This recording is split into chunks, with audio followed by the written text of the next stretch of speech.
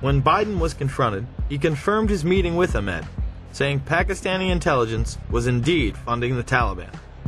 Sir, other question. In the days following 9/11, you met with the head of Pakistani ISI, General Muhammad Ahmed. It has since come to light that he ordered Saeed Sheikh to wire $100,000 to Muhammad Atta. Why was he allowed to go back to Pakistan, and why wasn't he questioned, and why were you meeting with him? I met with him to deliver a message that if he didn't stop supporting the Taliban, we would take him out. Why did we let him go? We let him fly freely. We never investigated him. We never even looked into him. Look, there's a thing called diplomatic passports. We did not arrest Khrushchev when he came. But he financed the hijackers, and you let him go, and he's free. He hijacked the hijackers. No one knew he financed the hijackers. It's wired. It's reported.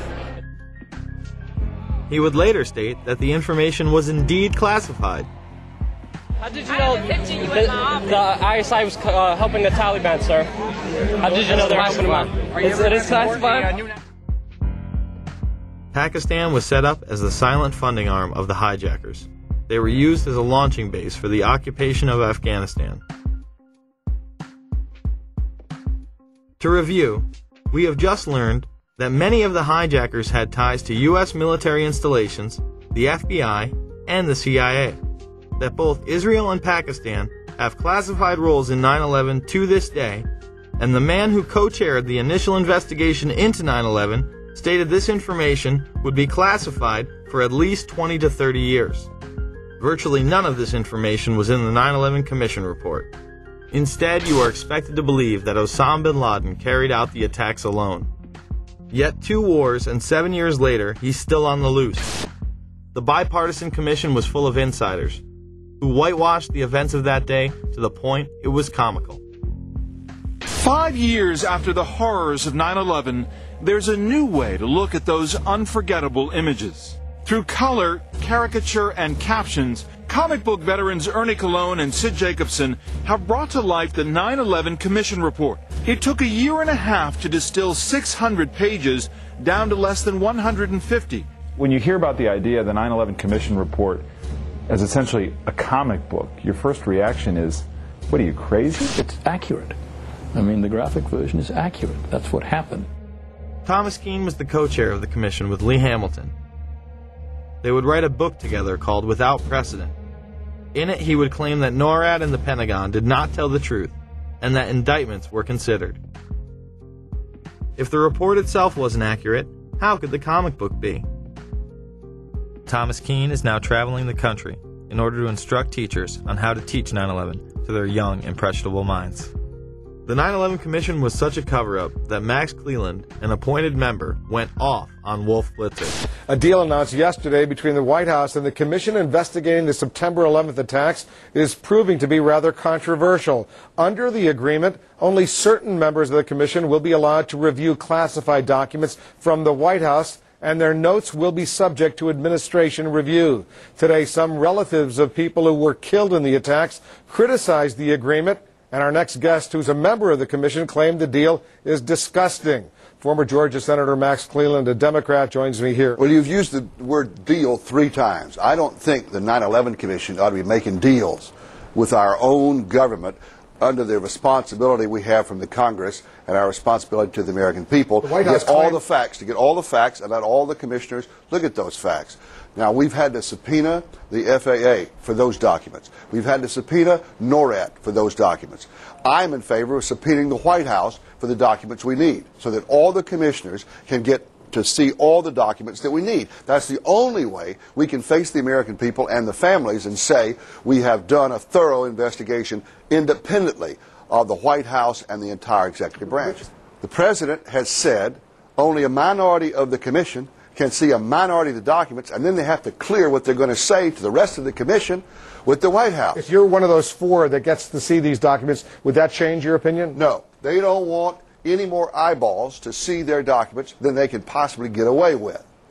It's a scam. It's absolutely disgusting. Cleland would later resign. Well, they have something to cover up, and the 9/11 Commission, of course, was a master cover-up. We know that. The question is what it was covering up.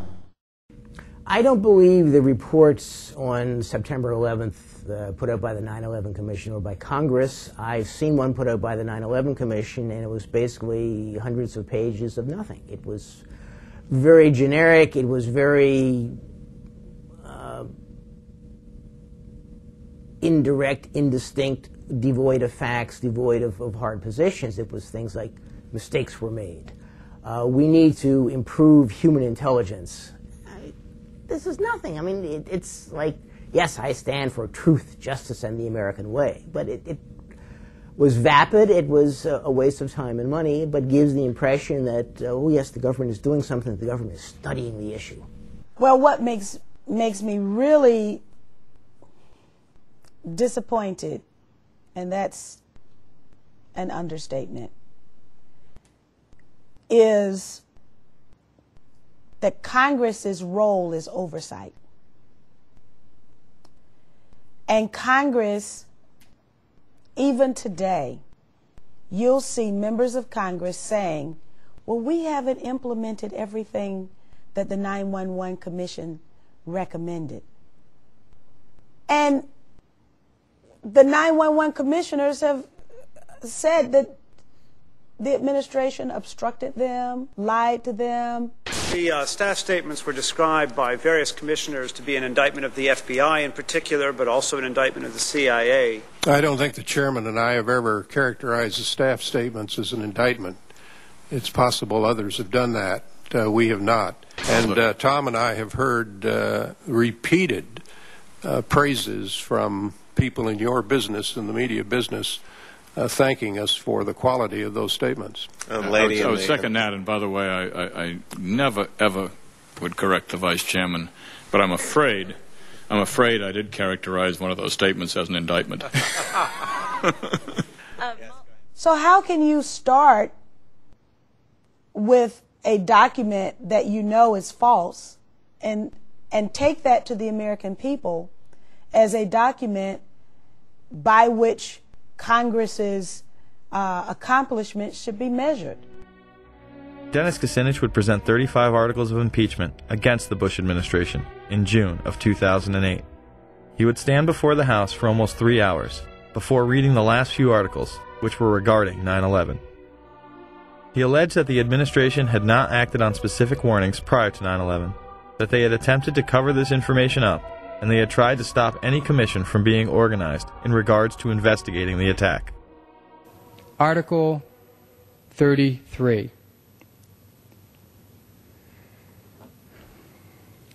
Repeatedly ignored and failed to respond to high-level intelligence warnings of planned terrorist attacks in the United States prior to 9/11.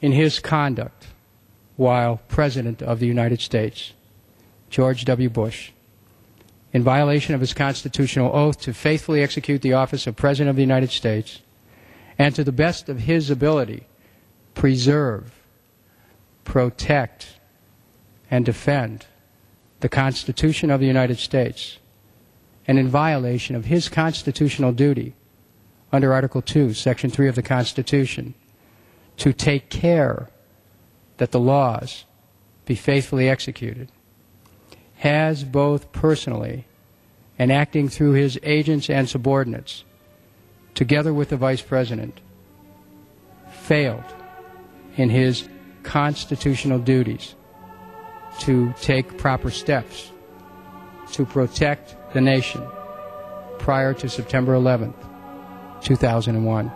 So the congressional report was redacted, and the 9/11 Commission is a cover-up. Yet our supposed leaders continue to propagate fear of the boogeyman and his disciples. I do believe that Al-Qaeda has now made it part of their global effort to destroy everything we stand for and we believe in. I'm running for President of the United States because I believe the greatest challenge of the 21st century is that of radical Islamic extremism. I believe it's there. I believe it's all over the world. I believe it's a fight, a struggle between good and evil, everything we value and believe in versus everything that is evil that wants to destroy everything America stands for and leads. And I believe